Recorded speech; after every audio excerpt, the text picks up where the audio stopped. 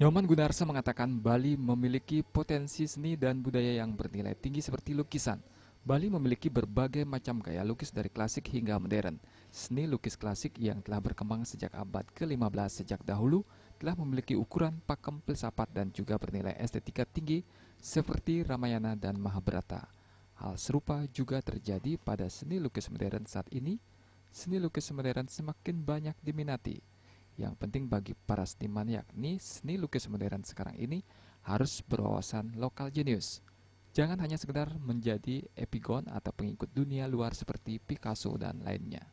Seniman Bali harus menggali diri sendiri sehingga memiliki jati diri dan karya yang dihasilkan pun akan memiliki nilai seni tinggi dan bertaksu. Saya ingin lukis modern kita ini harus berwawasan lokal jenius.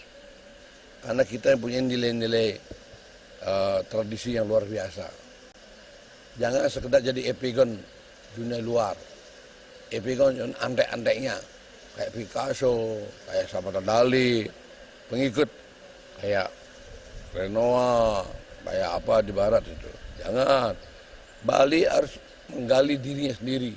Untuk itulah saya menyarankan supaya ada identitas lokal genius dan bertaksu.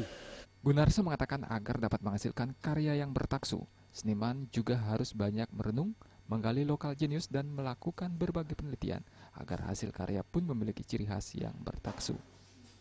Jenny dan Joka, Bali TV.